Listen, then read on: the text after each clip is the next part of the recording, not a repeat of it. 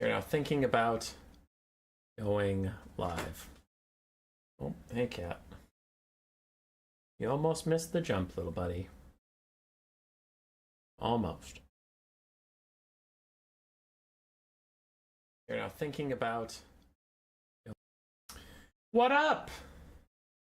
What's going on? Alright, we gotta keep this moving, because I have things to do. And, people in VOD land who watch this later don't like long stalls at the start. So let people gather for a brief moment, and then we'll get into it.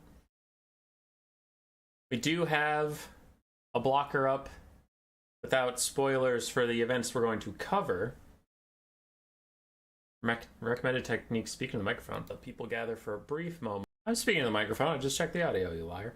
For the Gracier stream, we're going in order, so 3 streams from now. Also, Patrick, as you should know, the Graciers aren't even done yet. They're the last ones. They still have 1 game to be played. So, anyway. Yeah, we're doing our playoffs for 5 various tiers on our private ladder on our Discord, but you're in the Clanrats tier. Now, CA's been releasing a bunch of weird little mini hotfixes, which has diminished the amount of rollbacks I can go, because I can only go so far backwards. And that's not great. So what is that? Sorry, my cat's ear looked funny. I'll deal with that later. Yeah, so they diminished the amount of rollbacks you can go, so some of the games were played on a previous patch and they can't be resolved. You see those on your thing here. So we had Bahrain defeat Curio and Archangel to get to semifinals. Last Mohican was not able to play, so KDW advanced automatically. Shiryuki defeated Blags, and Nullnish defeated Hot Fiery Potato. So we'll be covering the semifinals and finals together here. Shiryuki, Nullnish, Bahrain, and KDW. It's just super quiet. You'll turn up your audio. It shouldn't be. It should be proportional to the thing. My input's at 85 where it always is. Anyway. Yeah, so let's get into it. We have 3 best of 3s to cover today, and not a lot of time. I am looking for Bahrain versus KDW. There we go. Boom.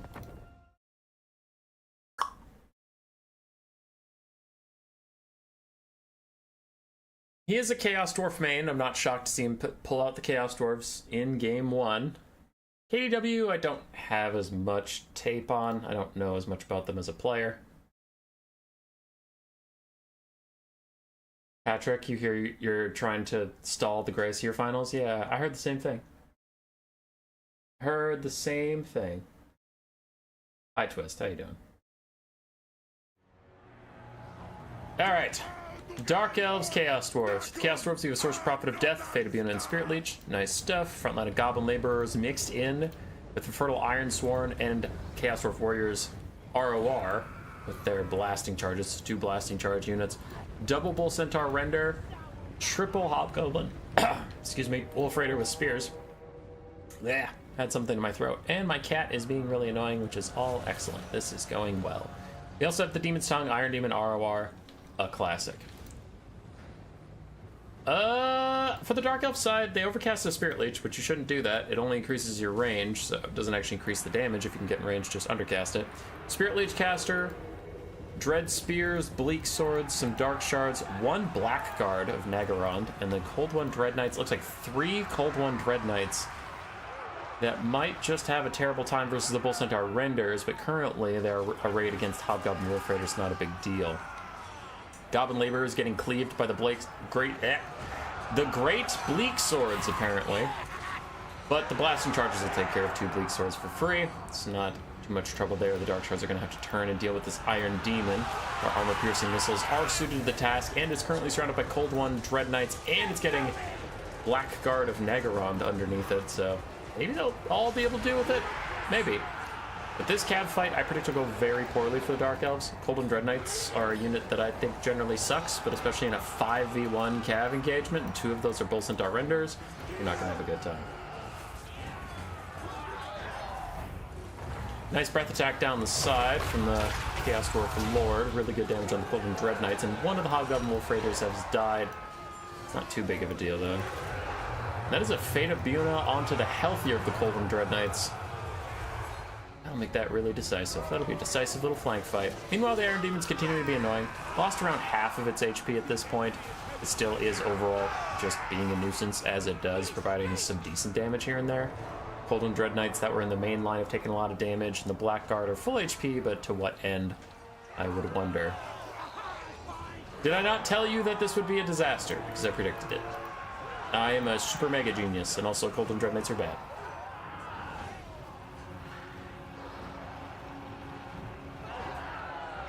Twist, I hope you did well on your thesis, sir. Judging by your comments, I'm guessing you did, otherwise you'd be a little bit more down. What up, Benkars?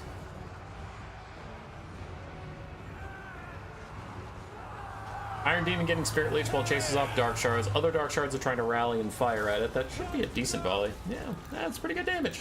Down to about 3,000 HP. I don't know how much the Dark Elves can do about it, though. Golden Dread Knights are pretty much a spent force. Sure, we have a full health Blackguard, but with 2 full health Bull Centaur Renders, this guy still has 2 breath attacks and Fate of Buna if he needs it, so the Blackguard aren't going to be too much of an issue. I don't know. I don't see how the Dark Elves can pull this one out.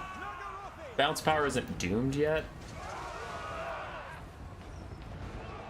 Just trying to think. I'm trying to think what could go so catastrophically wrong Chaos Dwarfs could lose from this position. The full health Bull Centaur Renders and Infernal Ironsworn are a big problem for me for seeing how the Dark Elves win. Another Spirit Leech plus the volley might finish this thing. I think the Iron Demon's gonna die here. Will not continue to eke out a meager existence. 65 HP. Why are they called the Blackguard? I assume because their armor and halberds are black metal. Like Malekith's armor. Elsewhere, Hobgoblin Wolf Raiders are diving the last of the healthy Dark Shards, killing those guys off, and quickly leaving us with just 1 Blackguard Corsair and Blackguard Nagarond to be the entire army of the Dark Elves. Somehow that Iron Demon has survived. Yeah, the Sorceress is going to go over here and throw 1 more Spirit Leech on it just to kill it for 65 health, but I bet she's doing it out of spite at this point, like, no, you will die, and I will get on with my life. Oh, she's going for the melee. Dark Pegasus are usually terrible mounts, but she might get 1 hit on this thing eventually.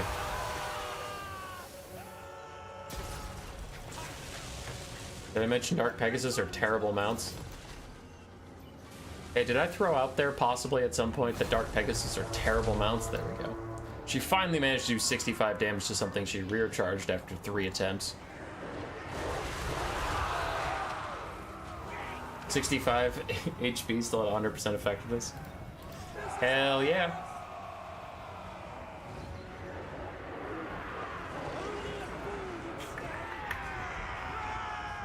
I'm trying to think of what to say, but I don't even know at this point. Because there's going to be a breath attack right here. Honestly, if he follows that breath attack with a Fate of Buna, he just wins the game outright. Another overcasted Spirit Leech at point blank range. Stop doing that. It just increases the distance. It does not increase damage. Blackguard get Fate of Buna as we expected, and he is trying to set up for that breath attack that'll end the game, but the Sorceress is stopping him, prolonging the Dark Elves' lives for whatever meager existence they can find. Hey, Kyle Lavelle showing up with his usual 1 membership. What up, dude? Anyway, do the breath attack that we all know ends this game. Do it! Do it! Do it!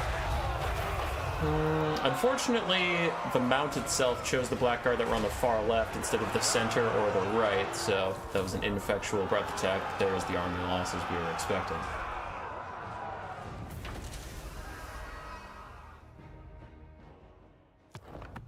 Thanks, Kyle. Bahrain's Lord got good value. His grenade throwers also did very well. Hobgoblin Wolf Raiders, Bull Centaur Renders, and the Iron Demon all pulling in good value. For the Dark Elves, I mean, the Coldwind Dread Knights just suck. They are horrendous. I hate them so much. Dark Shards did okay, but couldn't be defended from the Iron Demon because the Coldwind Dread Knights can't even do that basic job just getting in the way. And yeah, Spirit Lich cast did alright. I got distracted looking at Great Book of Grudges popping in. Blockers back up. KDW down a game. Gonna have to pull off a comeback to take us to game 3.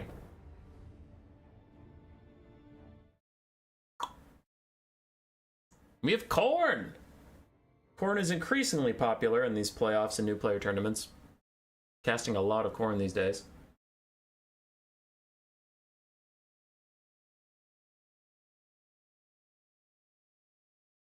It's useful chipping the healing cap. Great Book, if you're talking about the Spirit Leech, I didn't mean Spirit Leech is useless. I meant overcasting Spirit Leech while you're next to something literally doesn't do anything.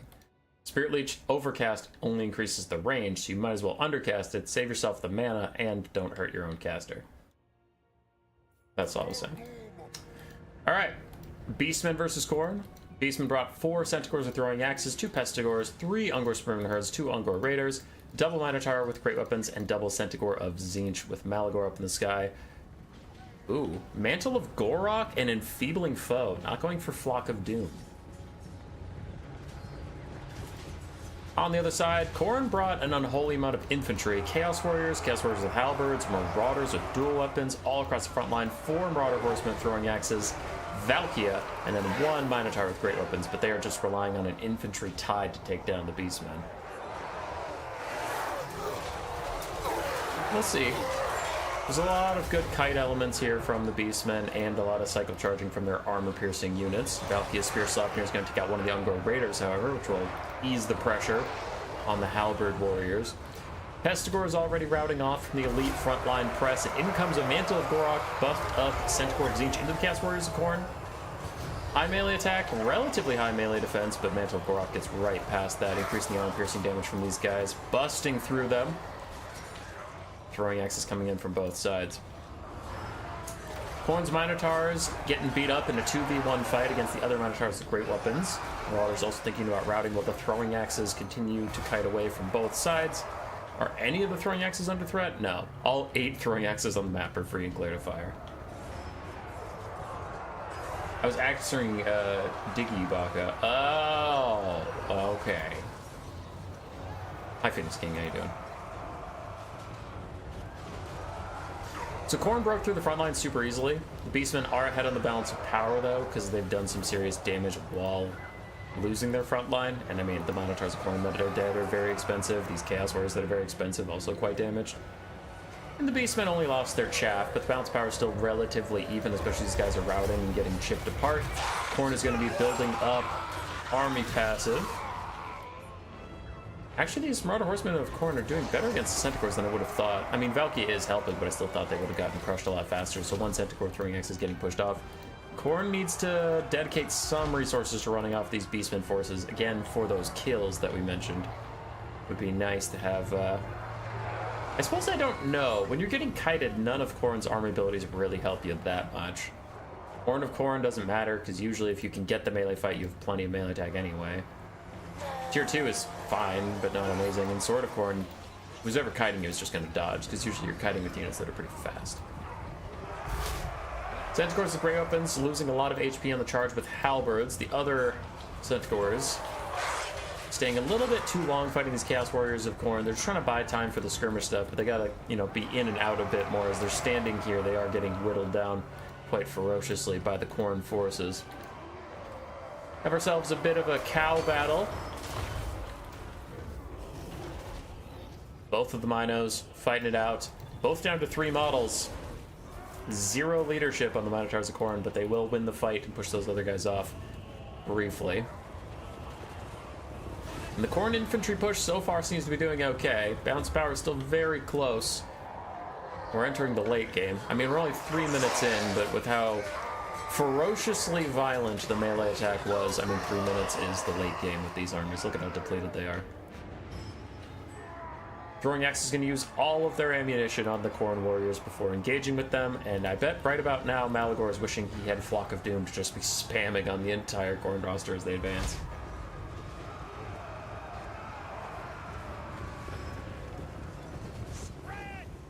Are the runner horsemen firing in melee again? I notice a lot of skirmish units just firewall in melee. Yeah. Anyway. Runner horsemen throwing axes, that one gets killed off. They were almost out of ammo anyways. They did fulfill their purpose. Also, the Beastmen are continuing to kite. You have a full health halberd there. Half health Chaos Warrior of Khorne. Everything else is depleted enough that the Beastmen can relatively deal with it. Valkia herself, of course, is still full HP. For the Beastmen, Archer with a lot of ammo, but half HP, full health Malagor, and one full health Centaur throwing axes. Well, they're not feeling great. Those are Beastmen Minotaurs, even though they're big and red and scary, that's just because of the banner they picked. So these are, in fact, Beastmen Minotaurs charging into the Chaos Warriors. Just gonna do a little bit of violencing before their inevitable deaths. There they all go. I think they fought to the end and then just died. 2 volleys left on that Centaur. 17 ammunition on this Ungor Raider if we can get to safety. 21 on the other one. And the Beastmen did successfully peel that. The lone Chaos Warrior of this platoon, all alone, gonna get punted around by Centaurs as he eventually dies. What kills Valkia? Unsure. But, oh, just a Flock of Doom right there. Just like a Flock of Doom right in there. That'd be nice. Fast forward, please. Some people don't like it when I do that, so I'll leave it alone.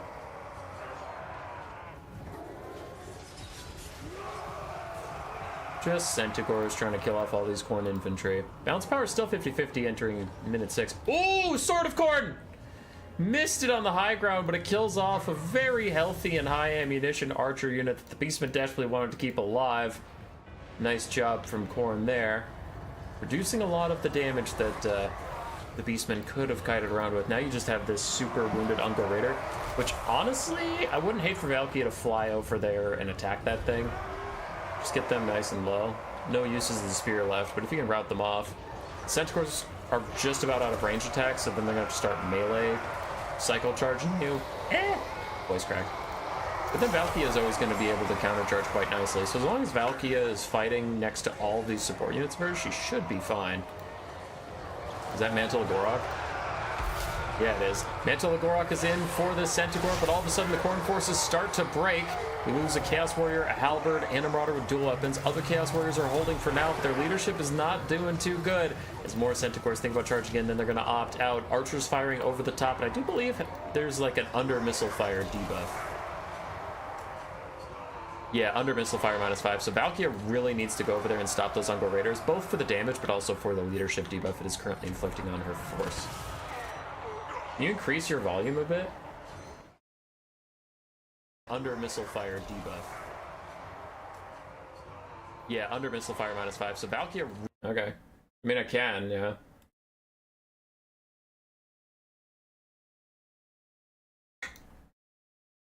Boom. How's that?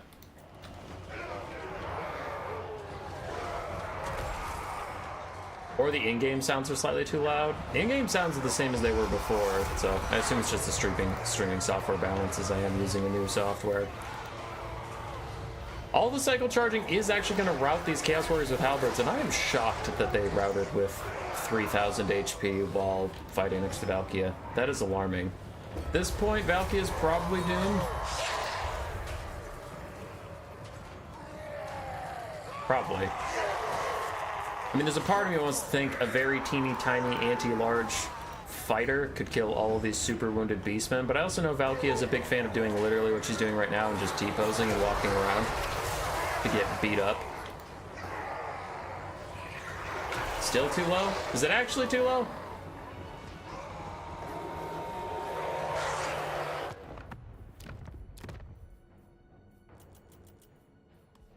There, just do that. It's shorter for now.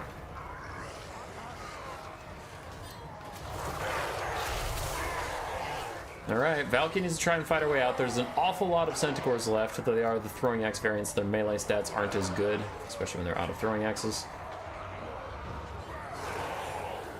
And even having ammunition left doesn't matter that much. Valky is really teeny tiny and super hard to hit. Now, Khorne does have some Marauders trying to rejoin the fight, as Ungor Raiders are going to turn and shoot at them. Do they even have time, though? No, they don't. They're going to run away. And some Centaurs will peel? Nah, Malagor's got it. Blocker's still up? Alright, at some point you people are just trolling. No, the blocker's not still up. God damn it. Anyway. I'm surprised the Beastmen leadership's holding up this well. Like, look at that Centaur with 1,000 HP is doing better on leadership than that Chaos Warrior of Khorne with halberds did that had 3,000 HP. Microphone channels are still too low. Watch any other random... Okay, what?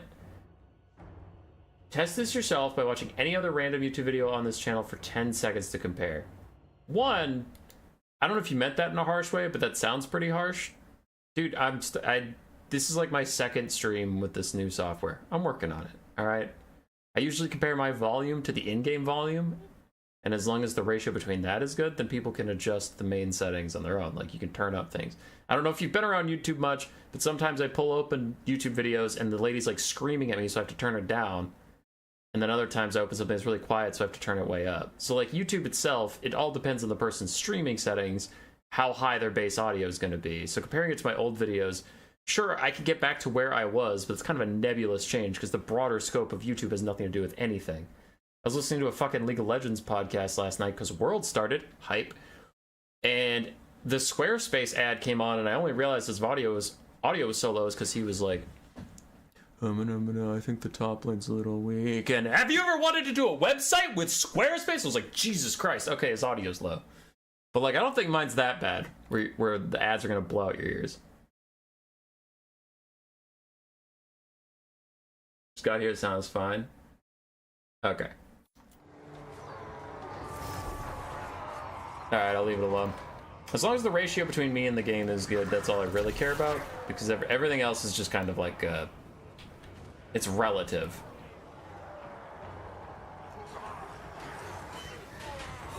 Beastman leadership is great while you're winning, then it gets bad when you lose, but if you're winning, the Beastman leadership is great. I suppose they do all have their winning in melee. And Valkia has a legitimate shot. I do fast forward if a game is literally doomed, but she has a decent shot. Like, she is fighting Centaurs, she has anti-large, she is teeny tiny, and she's currently kicking their ass. Thought you just said World Star. No. You can test if you want to put it to bed. Yeah, if I had time to do that, but I'm live streaming right now, so it'll be a later problem. I'll make a note of it, but for now, nothing we do about it in stream. So Valky is still fighting, but Malagor dove in. He got 2 really good shots on her, and that could be the way to win this game. Because look at this, Centaur was healthy a second ago, and Valky is beating it up. So it is up to Malagor to get in here and occasionally get those big shots in that he was doing. But he took like probably about 1/5 of her HP with those 2 attacks, and that's huge. So I hope he gets back in there and does that again as Valky continues to just pile through Centaurs. But army losses takes her out. Yeah, I think if Malagor started cycle charging, they would have been fine. So that was probably an appropriate win, but she could have killed the Centaurs at least. Better second game out from KDW. The first one was a little rough, but that was a nice close game, so at least he got to go out on a high note. Bahrain will advance to finals. Oh, you're saying for other people to compare. Gotcha.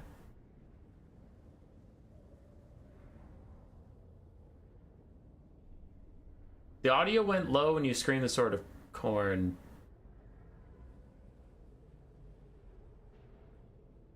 I'm confused. I'm just gonna move on. I have I'm pulling up the blocker so we don't see any more spoilers, so 1 second. I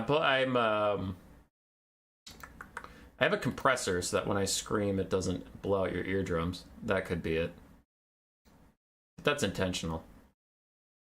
Because I do like a screaming. And I don't like a blowing people's eardrums out. Boom! Blocker 2. So we know Bahrain defeated KDW. He awaits in finals behind the big Ikit Clawhead, but who will join him there? I don't know. Somebody. Shiryuki or Nulnish? Let's find out. With more Skaven play. You can never have too much Skaven play.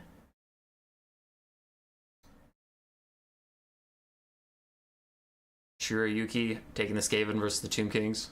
Pretty unique build. I mean, Ikka Claw, that's standard, but I don't usually see the Avalanche Mortars versus Tomb Kings. Because Tomb King's infantry is super beatable for Skaven. You can either just take better infantry with Plague Monks or Storm Vermin. Jezzails can do fine versus them, but also against constructs. Rat Ogres do pretty well against them, but also Tomb King's infantry just slowly moves up. It's not really like a combat threat. So I don't know. I never usually see Avalanche Mortars here. For the Skaven line, since we're talking about it, Ikit Zap Zap, Avalanche Mortars, Natty Boop Sharpshooters with another Jezzail, 3 Rat Ogres, a whole bunch of Skaven Slaves, but 2 Storm Vermin up front to try and hold things down. Ah, the Avalanche Mortars are to deal with Skirmishers. Yeah, I suppose they do a lot of damage to those guys. I stand corrected. Ikit just has his usual Storm Demon, Cleansing Ruin, Brass Orb, the like. And damn! Skeleton Horse Archers already getting wrecked. So for the Tomb Kings, they used to have 4 Skeleton Horse Archers. They do have a Carrion, 2 Melee Ushapti, 3 Archers, 4 Skeleton Spearmen, a Cambrian War Sphinx, the Kepler Guard, and then we have a second War Sphinx with Cetra. Now this is the usual problem for Skaven right now. It's just 2 Tomb Kings, kitty cats rolling through.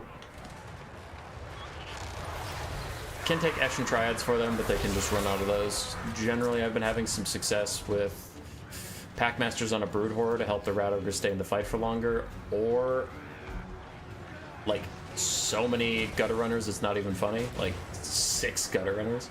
I feel like Night Runners don't have the DPS, but Gutter Runners do. So Ikit is trying to help deal with this Cambrian War Sphinx, throwing a Cleansing Ruin on it while charging over. We do have Storm Vermin Halberds that can maybe help out, but oof. Avalanche Mortars got into Archer range, so the Skeleton Archers are going to take out the Avalanche Mortars as they do. And Cetra is taking a lot of damage from Ikit Zap Zap. It's also resetting his cooldowns very often, and the Jezzails are poking at him, but this is going to be the problem. Those Skaven Slaves are dying to the Ushapti super fast, and now their front line is compromised. The 2 Storm Vermin will hold forever. So Ikit Zap Zap will be safe for a while, but unfortunately the Archers are already in range, so you can see the Archers have now turned on Ikit Zap Zap. You don't even have to get through the front line, you can just kill them off that way. The Skaven are in a bit of a pickle. They're up on the balance power right now, but I'm very concerned about their position. Now this is good. I mean, Rat Ogres came up appropriately to hold back the Ushapti and Cetra a little bit, try and get the Warlock Jezzails back out and shooting. Ikit Zap Zaps at 4 models for now. Emphasize for now. Ikit's wondering what to do. He should probably go back and just start cycle charging Skeleton Archers for fun. Because he can cast Cleansing Ruin from there. That doesn't matter. He doesn't need to be here. Because he doesn't want to get into melee with any of these War Sphinxes or anything. So he could just go disrupt the Archers. We've shut down Ikit Zap Zap.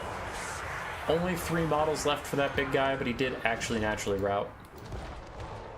And now with both the Jezzails on the run, Cetra and the big kitty cat should be able to keep those on the run, and the DPS for the Skaven is going to fall off a bit of a cliff. Avalanche Mortars rallied to get some nice volleys onto the Skeleton Archers.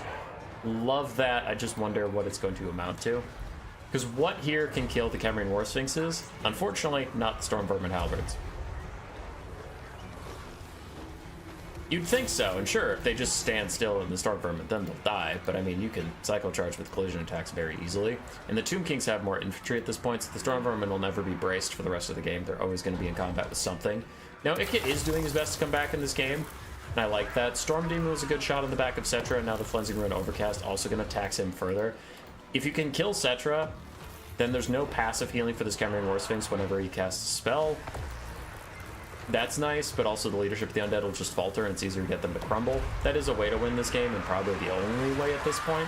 As the Storm Vermin are providing a nice backbone it can fall back on in a hyper late game situation. If it's 1 Cambrian War Sphinx and you have the Halberds, yeah, you can probably win. Ikit's going to do some disruption while Skeleton Archers try and poke at him. Skeleton Archers probably want to aim at the Halberds. just to start whittling down their HP more than Iket's. Iket does have missile resistance, and he's a little smaller, and Doom Wheels don't have the most erratic animations, but they do have animations that move them around, so your arrows that are already in the air can often miss. Ushapti summon helping Cetra chase off the other stuff, and this Cameron Warsphinx gets pinned down by the Skaven. Okay, so the two big kitty cats are getting dangerously low, and that could make a Storm Vermin Halberd win condition viable. Let's go, let's go.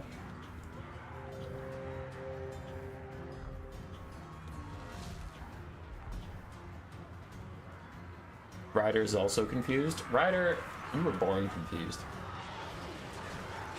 Do Sphinx get a passive? It's not undead. Ooh, good point. I don't know if they get the passive. I just kind of assumed everything on the roster did. Yeah, I think you're right. I don't think he gets the passive either way. Good point, good point. You think this mount for Iket is the best? Yeah, his Doom Wheel is the best. The Doom Flayer doesn't have enough mass to get him through a lot of problems. And Iket's Doom Wheel is cheaper than most Doom Wheels, so you might as well take the extra stats. The higher HP is also nice. And you need to remember that you might be dealing with Arkan, not just Cetra. So you need that extra HP to survive 1 or 2 more Spirit Leeches, which is pretty important. So, yeah, the Doom Wheel is a good mount. Alright, another Flensing Ruin. This one is undercast, but Iket saw the writing on the wall. He sees Cetra and the other cat running straight towards him, so he thought he'd get out a spell rather than hold on for the perfect spell. And then, you know, Terror Rat with it or something. Storm Vermin Halberd still fighting every so often, but these ones are dangerously close to Terror Routing away from Cetra. There they go. Hopefully they rally before naturally routing and the skeletons just chase them off the whole battlefield. And something has to be done about these Kepler Guard, because the Kepler Guard are actually going to kill a lot of Storm Vermin. No brass orbs left. Yuck. Okay. Cetra's one overcasted Flensing Ruin from death, though I don't know if Iket has that in him. Tomb Kings have 2 archers left, but the Kepler Guard, if left unattended, will beat the Storm Vermin Halberds over here, and that'll be a huge problem, because the Storm Vermin are the last real point of power on the map for the Skaven, besides Iket himself, obviously. But Iket does not like fighting Ushapti, does not like fighting double giant kitties, as we can see, so that's why he needs the Storm Vermin in the late game. This Storm Vermin is spent. They're routing. They'll never be like a courageous enough force to really deal with the Tomb Kings. It's doing all right. Ooh, those are both natural Ushapti. Those aren't summons. They won't go away. Okay. That's not feeling good.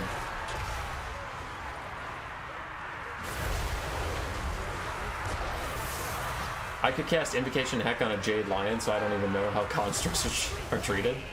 Sticks and Stones? That's wild. I didn't know that. That's honestly hilarious. So Iket's getting some strangely good damage on a War Sphinx just as he's casting another Flensing Ruin onto Cetra. It's not overcast, but it's something. And Iket is whooping that thing's ass! What? Go, Iket, go! He's actually gonna kill the cat! I don't know if it matters, because the other Storm Vermin are dead, and there's an awful lot of Ushapti and whatever, but I mean, it's something. As an Syrian's Incantation of Vengeance goes out on the Skaven Slave Spears, I think Cetra was just desperation casting it for a little bit of healing so that he didn't crumble or something, and Iket's on his tail. I've never seen Cetra run from Iket in a melee fight, but here we are as Iket's running him down. Iket's slightly faster. Some Skeleton Spears are gonna try and get in the way. This is a desperate last play from the Skaven to get something going for them, as there's still a Kepler Guard. That's a huge problem. The Warp Lightning Cannon is online, and it's sighting up Cetra. They're turning. They need to charge. They need to fire, but they won't fire in time. Cetra does get to them, but that should give Iket a rear charge. Never mind, he's going to go deal with the archers. Yeah, the Iket Zap Zap crew tear out away. Even the ire of their master being literally right there couldn't stop them from routing. There go the Skaven slaves. There go everything. And that was a hell of a game from the Skaven. The Tomb Kings will take it.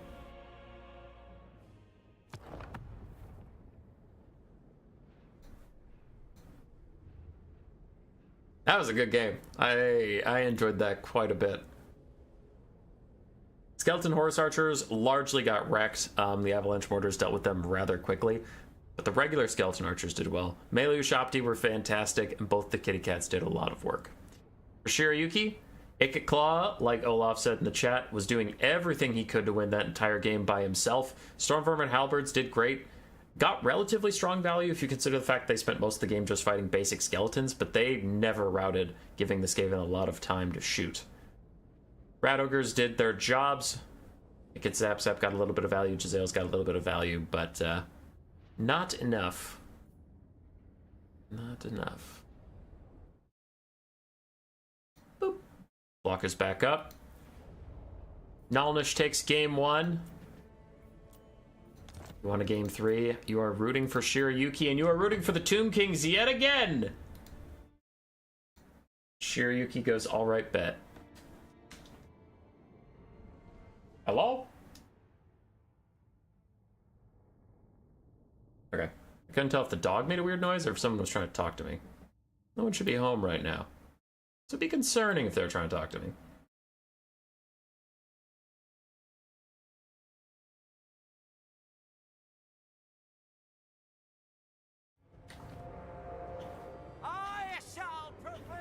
Alright, Great Book of Grudges wants to leave now. Not sure why. I guess he's leaving. Goodbye.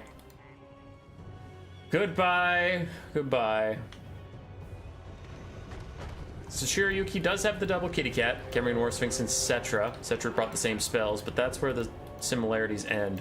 Skeleton Spearman and Skeleton Warrior spam. We do have the Eyes of the Deserts, Stalker ROR, Chose the Gods, and a regular Ushabti Great Bow as well. A Necrotech with Restore, and there's Van Braces of the Sun, and 1 Skeleton Horseman. The other side for the Dark Elves, we have double Scourgerunner Chariot, a front line of Dread Spears, backed up by triple Dark Shard, a Burning Headcaster, 2 Reaper Bolt Throwers, not double Blackguard, 1 Blackguard of Nagarond, and a Dread Spear, and then 3 Dark Riders. Do a little bit of peeling. In comes some Carrion. And Rakarth is the Lord. How did it take me this long to notice that one? We have Rakarth on a Manticore. He is armor-piercing anti-large, solid duelist, has the beast armor of Karen Krar whenever he's near one of those Ushabti. Yeah, I guess he's just a... Not Ushabti, Cameron War Sphinxes. I guess he's just a Cetra hunter.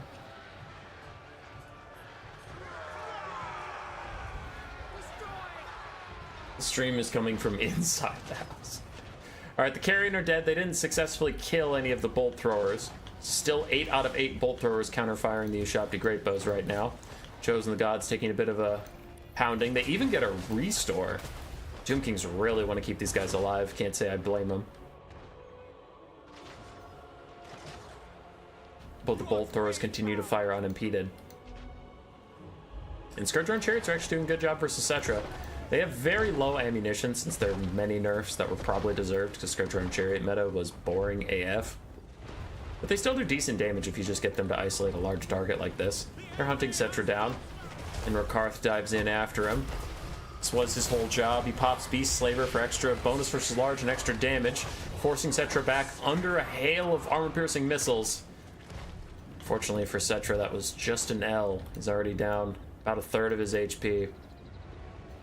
How are the bolt throwers doing? 3 out of 4 and 4 out of 4 models, so still 7 out of 8 firing models. And the Ushabti are trying to take cover in this trench and fire up and over, so their fire is unimpeded while the enemy is occasionally hitting the cliffside. But this is a huge mistake from the Dark Elves. The Blackguard cannot be standing on top of these guys because they're taking collateral damage. The Ushabti Great Bows are hitting both the bolt throwers that they have to, but also the Blackguard that they want to. The Chosen of the Gods do amazing damage versus heavily armored infantry, so getting to shoot them by accident is amazing. Once again, big kitty hunter Rakarth is going after this Cameron War Sphinx as soon as it charges in. He gets a good shot on its rear while Cetra stands by and wonders what to do about that. Regular Ushabti are still trying to shut down the bolt throwers. We still have 7 out of 8 models firing away, and the Chosen of the Gods are dead. This skirmish slash artillery slash shooting phase, whatever you want to call it, has been just a disaster for the Tomb Kings. Rakarth has hunted this Cameron War Sphinx down to about half HP. Cetra's also at half HP. The Scourgerunners continue to fire, and even an Usirian's Incantation of Vengeance is used on... Ooh, the Blackguard. Okay. I thought it was used on a bolt thrower out of, like, pure frustration, but still focusing, using it on a very elite unit. Now, Cetra's trying to take the fight to Rakarth. He's not a terrible duelist, but on his Cameron War Sphinx, I mean, I don't think he'll out-damage Rakarth's anti-large Manticore mount. Sparkle Stalker's moving in to try and get something done somewhere as the Ushabti continue firing at the bolt throwers to no avail. They've been shooting these things forever. Finally, they knock the crew off of one of the bolt throwers. The other one is still full effectiveness. Karth is still hunting down Cetra, and even an insult, injury, and overcasted burning head from the Dark Elf sorceress down the line to clear out Cetra's supporting infantry.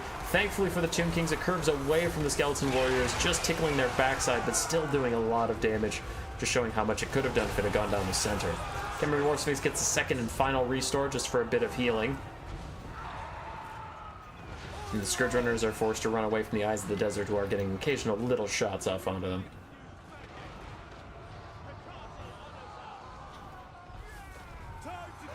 Dark Shards plus Spears plus for Karth equals dead Khemri Warsphinx, heal or not. It is doomed. And still this Bolt Thrower fires. It is not even shooting at the Ushabti anymore, realizing that they're like 4 volleys from irrelevancy. Oh, 7. I'm surprised. Anyway, they're just going to keep shooting at Cetra. Take him down, let these basic Ushabtis fire their last 7 shots and just withstand that. I understand it, because, I mean, after they're out of ammo, they're literally worthless, so why not? Scourge Runners trying to find a home. Sparkle Stalkers taking a lot of damage from them in melee, also with the Black Guard nearby, but the Scourge Runners will need to get a little bit more distance before they can effectively fire at anything. As you can see, they're starting to take a good bit of return damage. Cetra is joining his Sparkle Stalkers in the club of, I'm very injured and don't know what to do. Karth is trying to hunt him down, gets a couple shots in. The Eyes of the Desert get Japs and Contagion Curse Blades. As we've said many times, they are armor-piercing anti-large in melee, and Cetra dives back in. Big attempt to try and snipe Karth out, get something going here as Sparkle Stalkers are starting to crumble, and Cetra takes big shots from Karth, but Dark Shards are supporting into, so Karth should be fine, and after he kills Cetra, he can get up into the sky, knowing he had a job well done, and just stay alive for the sake of morale of the Dark Elf army. That should win them the day if he stays alive. Ushabti Summon is used on the Bolt Thrower crews, really trying to stop those guys from firing this long into the game, but I feel like they've already done their job. I feel like it doesn't even matter at this point if you kill them or not. Those Bolt Thrower crews will sleep well at night. Karth tries to hunt down the Necrotech. Necrotech is not large though, so he doesn't get his buff. He is much more vulnerable to attack, and yeah, he's getting Vambraced of the Sun. Necrotech's beating his ass, and that was a bit of a mistake from Karth. He's going to fall back. Needs to just stay alive, and the Ushabti are going to use their last couple shots trying to finish him off. This could be the only way the Tomb Kings win. I think even if Karth dies, they're too far ahead to lose, because that Ushabti's fake, right? So that ain't real. Karth didn't die yet. Wow, he is blessed by the gods. All those arrows went around him. None of them hit. None of Burning Head's going to clear out a Skeleton Spearman. But yeah, even if you pretend Karth dies here, I don't see what kills all these Dark Elves.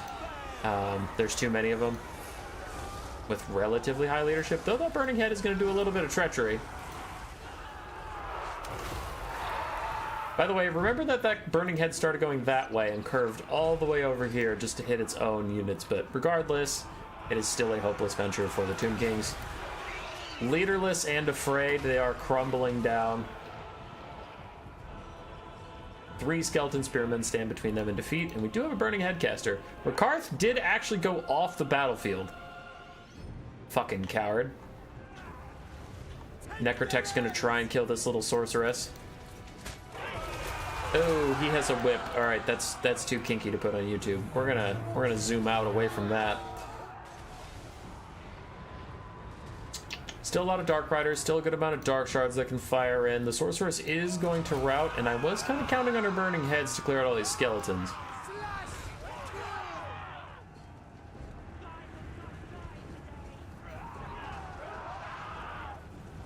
Blackguard, the true MVP of the game. What have they done? 730 value, just killing skellies. Not terrible. This is getting very concerning. So the Dark Elves, anybody who fights the Necrotech is going to get blinded, bringing their melee defense and melee attack down by 24 each, and they're actually just getting routed. Without the Burning Headcaster, the Dark Elves legitimately can't kill these skeletons.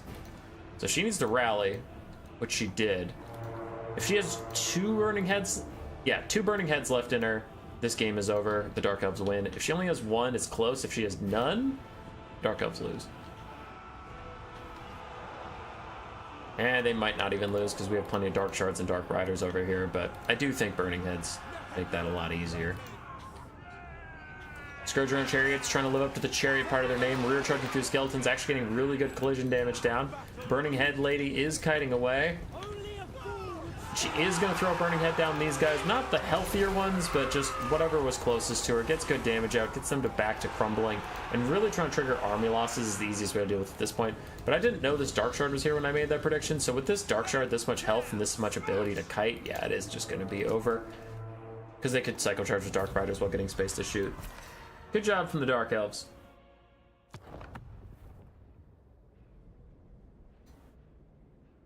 Borgash, also known as Nalnish, will be going to finals. Face Balrain. Scourge Runners and Bolt Throwers got a ton of value here. Rakarth also did pretty well. That Burning Head dealt 0 damage. It dealt damage to them. What are you talking about? It also got their leadership low, so they would start crumbling again as the Dark Riders charged them. Does that burnt debuff get applied to friendly units? No. No, sir, not at all. I'm pulling up the third and final blocker.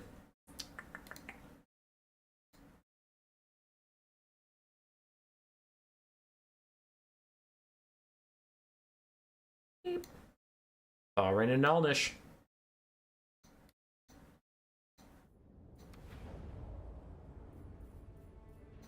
Who will be our Clanrat Finals champion?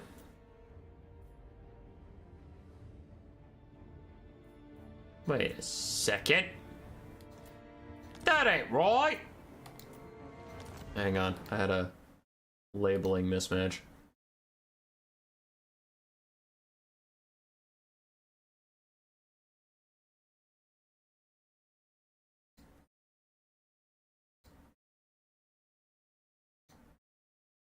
I had to go track down the replays again because I apparently labeled them incorrectly.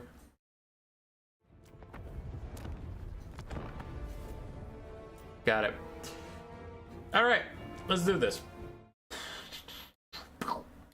Game 1, Balrain versus Nalnish, Balrain versus Borgash, whatever you want to call it. Vampire Coast, first sighting of the day, versus the Beastmen. Beastie Beastmen.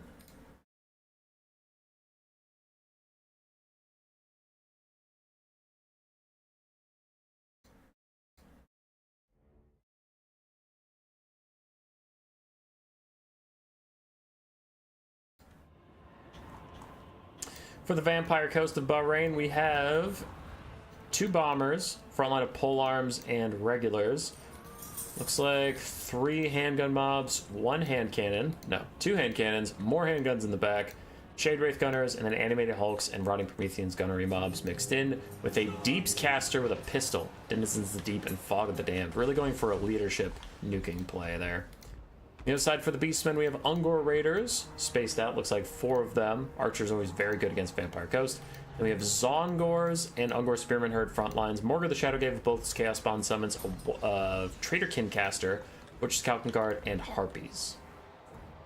No Centaur Beastmen build.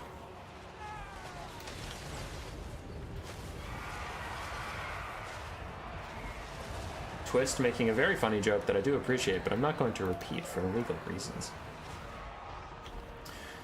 Beastmen lining up and trying to outshoot the Vampire Coast. Now, while archers are very good against the coast, you also need to be engaging melee at the same time, because the coast melee is pretty bad.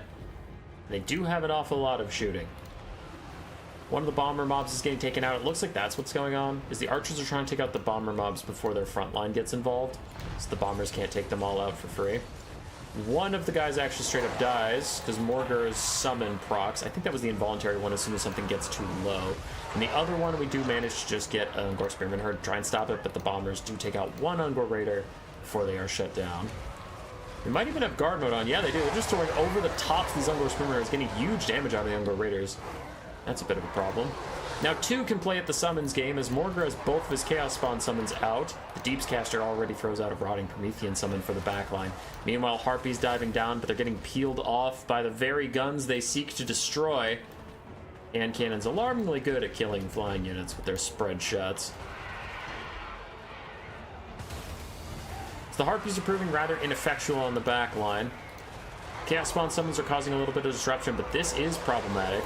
Zongors and the Chaos Spawn teaming up on the Vampire Fleet Admiral with pistols, and she does not have the best melee stats. She is getting taken down here. It looks like a Traitorkin is going to follow up. If they can kill that Vampire Coast Lord, that'll be a disaster. Like most undead factions, losing your Lord is extra painful. Spawn Summon about to wear out. 30 seconds left for them.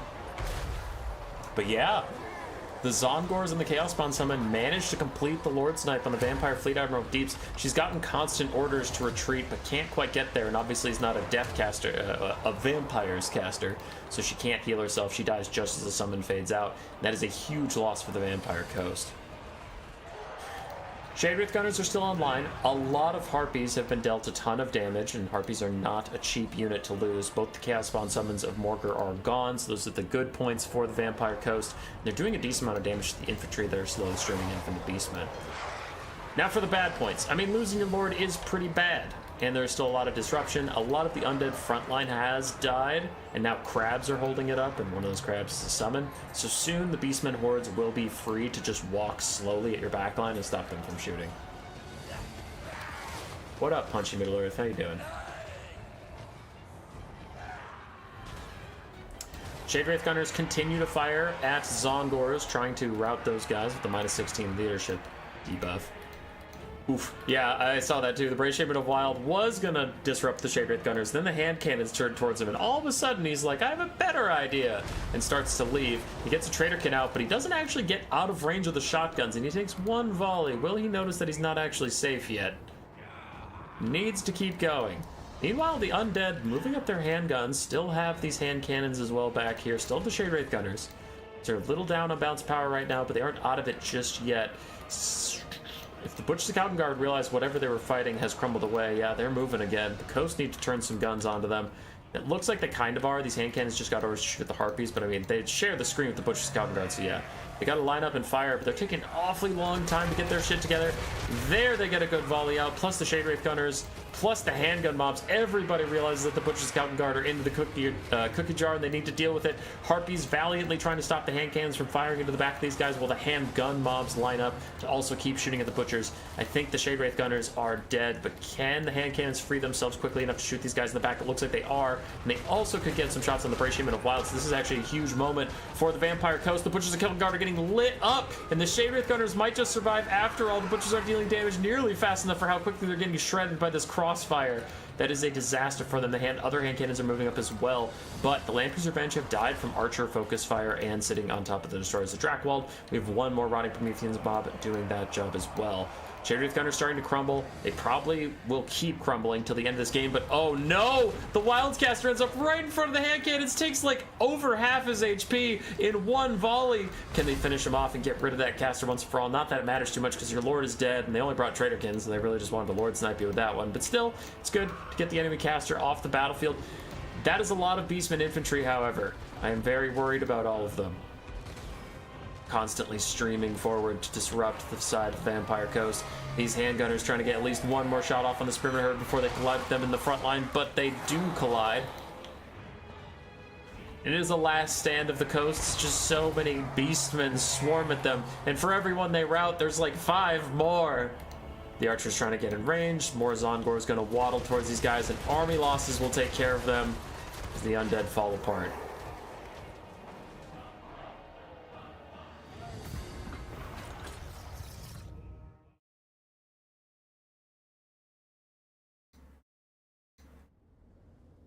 Actually, I think Bahrain could have taken that if his Lord hadn't gotten sniped out, because it ended up being a pretty close game with the Lord snipe, so it's like without it, you have to think it would have tipped in his favor. Borgash, nice steady push. Layers of infantry to just keep the Vampire Coast on the back foot. I don't believe in Harpies. I think they're very expensive for what they do, but I understand why he took them.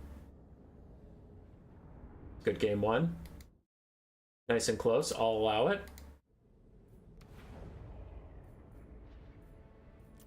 All right, ladies and gents, is this the final game of the day or the second to last? If you want a game 3, You're rooting for the Demons of Chaos versus the Skaven. Bob rains down a game. He brought Be'lakor and Exalted Flamer. Alright, GG. Exalted Flamer sucks. I hate that unit. And I don't hate it in the type of like, oh, I hate seeing it, like, oh, CA, nerf this unit. I hate it because I think it is dog shit.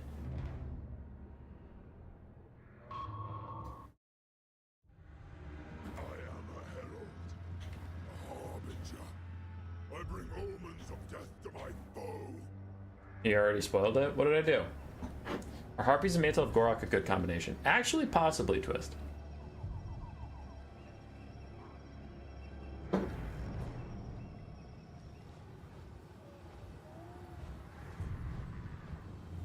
Anyway, we have Be'lakor, the best Lord into Skaven in the entire game. He has everything needed to counter them. Now, that doesn't mean he can win the matchup on his own, but he is very, very powerful. Minus leadership, remove ITP. He heals whenever someone near him is wavering. Then he has Shadow Shroud. So even Flensing Ruin, the super OP Lord sniping spell, he can do 60% of the damage coming at him, which is really brutal. For the rest of the army, Blue Horrors, 5 of them, including the Chromatic Abominations. We have Fleshhounds of Khorne on the far side, 1 Exalted Flamer, Seekers and Fleshhounds, and then the Sour Guts, Pink Horror ROR. Seekers is interesting. I appreciate that you're trying to get armor piercing versus like globes, but I think Seekers are just generally a bad unit. Exalted Flamer firing into Clanrats, and I suppose that leads us to the Skaven army. A bunch of Slingers, Night Runners, 4 Stormvermin with Halberds, 4 Rat Ogres, a Gracier of Plague with just both summons. And that is it. Wants as many cheap pebbles thrown at the enemy as possible. There goes the dreaded 13th, summon Stormvermin right on top of the Blue Horrors. And all the Skaven slaves are routing Clanrat Spears as well. Night Runner's also taking a lot of damage. They are protected by a healthy amount of physical resistance, which is entirely useless versus the forces of the Demons of Chaos. In come the Fleshhounds, chasing down the Clanrats that are routing, but quickly Stormvermin move up to protect them. Spears! Spears forward, lads! They push back the Fleshhounds rather easily. Exalted Flamer is already halfway out of ammunition. But the Skaven have suffered horrendous casualties. That was a lot of routing Slingers and such. And not even just Skaven slave Slingers, like we're losing Clanrats, we're losing Night Runners. That's brutal. Seekers trying to dive in where their Blue Horrors failed, but Rat Ogres will beat up on Seekers actually pretty nicely, even if the Seekers got the charge. Doesn't matter too much. Gracier is going out here to do a little bit of disruption, which is mildly concerning. Be'lakor could have something to say about that, but instead he pops Shadow Shroud and dives onto the Rat Ogres, terror routing 1, and maybe getting the other one to route 2. That'll help his Seekers get through to the back line, though what they hope to accomplish after that, I'm not entirely sure. We have some demonic units fading away. That Stormvermin summon did manage to kill a Blue Horse, so very well done there. And these Stormvermin are actually getting close to routing. They're taking Fleshhounds with them, and yeah, in the back, this Fleshhound just gets destroyed by a smattering of Rat Ogres and Spears. It's not a great time to be a Demon of Chaos. We have to think that Be'lakor needs to find a way onto the Gracier and snipe him out if he's going to have a chance, because that is usually how he wins these type of games. Is just snipe out whatever Skaven Lord it is, and their leadership is so bad that you can cycle charge them to death with Be'lakor.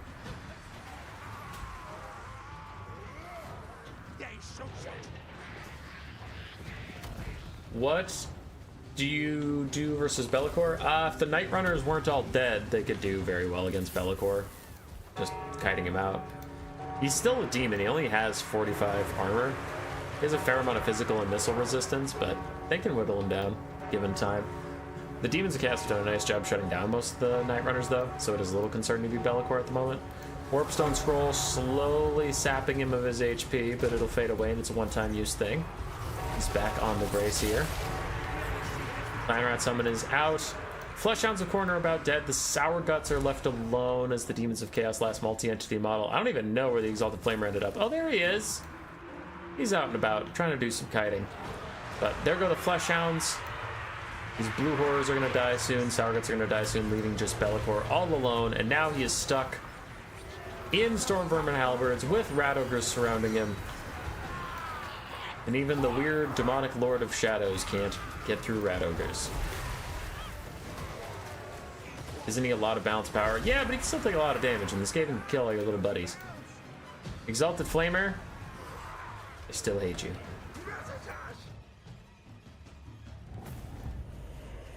Skaven OP? Did they lose a single game today? Besides that one, they lost to the Tomb Kings. Nope. Overpowered. Never lose. Especially not the Tomb Kings.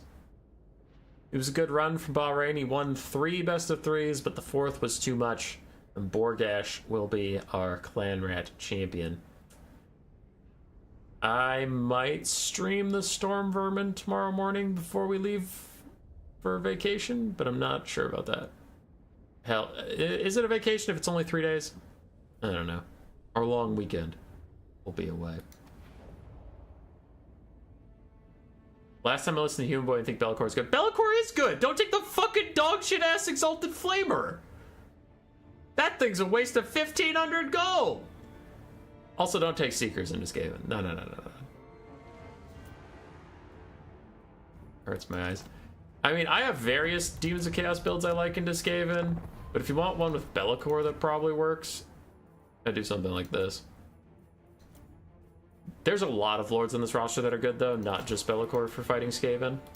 I do Be'lakor and then either the Withering and Melkoths, or just Pit of Shades. But the Withering can be really potent to combo on top of his already spooky, scary thing. But usually I personally take Pit of Shades and then punish blobs with it. Okay. Cut that. Keep that. Keep that. Cut that. Keep that. Alright, so your Be'lakor is 3,200. That's an awful lot. Get some Plague Toads. We love Plague Toads. Thought your Blue Horrors were good. I like that a lot. Where are the Blue Horrors? Why can't I find them? There they are. Probably Blue Horrors, 3 Plague Toads. The Shrieking Skyray Screamers are always pretty good, but air units versus Skaven are risky, so you could take it or don't. Either one's fine. A Soul Grinder of Tzeentch is also still really good at sniping out the enemy lord, making him nice and low so Be'lakor can jump in. So if you really wanted a single entity sniping tool, I would rather take him than the Exalted Flamer. In which case, let's get rid of a Blue Horror, get a couple more Nurglings instead, just for some mass to keep this Skaven a little more honest. So the Plague Toads are just good at bunker busting. They don't do that much damage, they just cause disruption. That's really all you're looking for, is disruption. Fleshhounds, for some reason, have been really underperforming for me, so I just stopped taking them altogether. I think Screamers of Tzeentch do what they do, but just, like, better. But yeah, we still need more lads. So you could go some Demonettes. I like them better than Bloodletters in this matchup, just because they're a little faster. Like, literally speed faster, and you can kind of swarm the backline. So you could do something like this, or cut some things and turn some things around, but this is personally what I like more. Soul Grinder preps the Skaven Lord to be killed by Be'lakor. After Be'lakor kills the Skaven Lord, he can just cycle charge the rest of them all to death. Oh, he needs Pit of Shades, so there's 200 gold. In which case, I thought I had selected it, but I guess not. Downgrade you two into the Frolickers Bubonic. So, something like that. So that could be fine. Yeah. This is generally the build I like. Because the Demons of Chaos mobility, like, all of these suck versus Skaven, so I don't bother with any of them. Fleshhounds are strangely bad. Single entities are okay. So that's if you want Be'lakor. If you don't want Be'lakor, you can get a little more creative, but, like, the Herald of Nurgle is fantastic versus Skaven. Rancid Visitations is a wild spell, so you could honestly just take Rancid Visitations, Arcane Conduit, Locus of Fecundity, and just put them on foot, and you're chilling. And then build an army around there, and you're just dealing with 1,600 more gold. Herald of Tzeentch is also solid against Skaven if you take Treason of Tzeentch for the AoE minus 16 leadership. And then Blue Fire, just to help Lord Snipe. Put him on a disc. You only need the Chromatic Tome, then he's fine. You can take Opal Amulet if you're really worried about Ikit, but I usually just leave him so far out of range that Ikit can't actually hit him. Herald of Tzeentch is also good. Herald of Slaanesh is fine if you want to rampage their ranged units out of position, but I think fine. I think Be'lakor and these two are both better than the Herald of Slaanesh in this matchup, personally. And there's always Svark. I mean, Svark's pretty good. Not amazing. Again, I think these two Heralds and Be'lakor are your best options, but I think the Herald of Slaanesh can work. I think Svark can work. Can Vomitus work? He can take Rancid Visitations, which is always good. But after that, he's not too good. Yeah, he's only 2,000 gold, though. He could be a sneaky tech pick. He could be. I'm not sold on it, but he could be.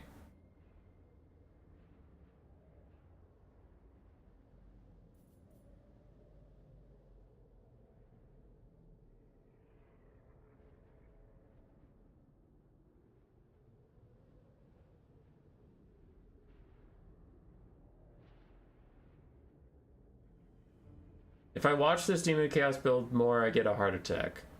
Okay.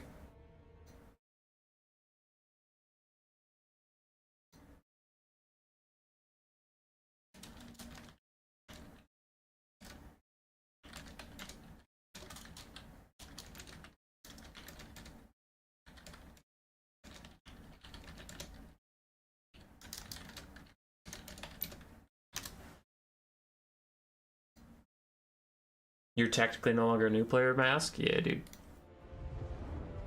Just did it. I said Mask because the name I know you is Masked Twist, so. Anyway. That's it for today. I gotta go. So goodbye, everybody. Goodbye.